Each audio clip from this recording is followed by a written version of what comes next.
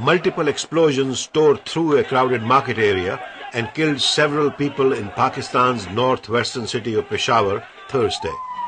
The day before, Taliban militants claimed responsibility for a huge blast that destroyed police and intelligence agency offices in Lahore. At least 23 were killed. Tuesday, a suicide bomber killed 3 U.S. soldiers and 3 Afghan civilians in Afghanistan. The Taliban has threatened increased suicide attacks in Pakistan and Afghanistan to avenge the deaths of militants in the two countries.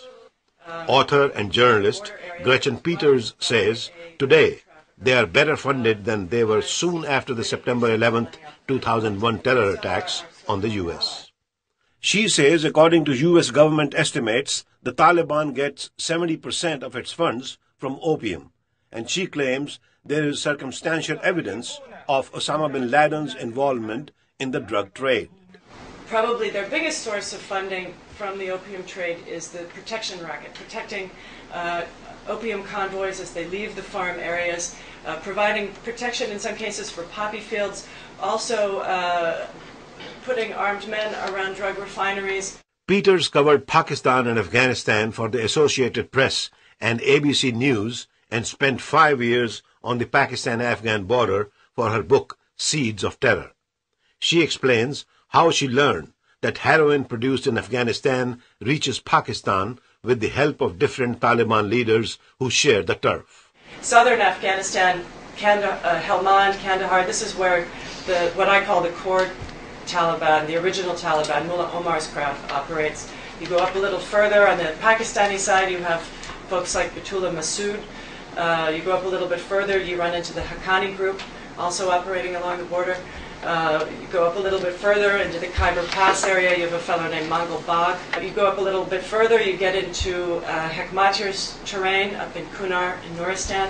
And that's where there seems to be quite a lot of activity by Al-Qaeda forces as well. She says the U.S. must disrupt the Taliban's heroin money trail.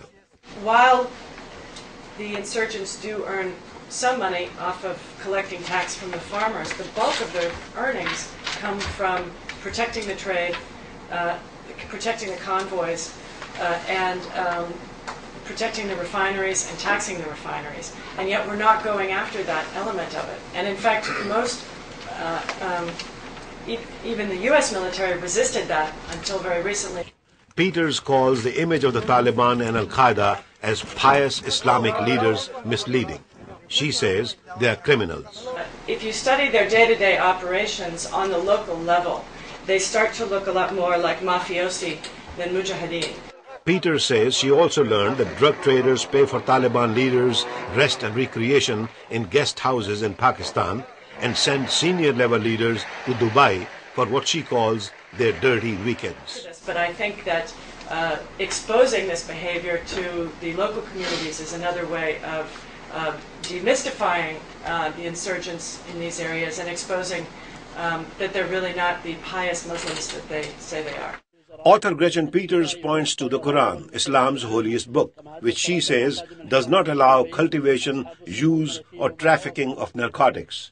While the Taliban claims it is okay to sell drugs only to infidels, she calls the argument bogus because it is the Muslim countries in the region that are suffering the greatest increase in addiction rates. And so she suggests the teachings of the Quran can be an ally of the West in its fight against the Taliban in Afghanistan and Pakistan. Ravi Khanna, VOA News, Washington.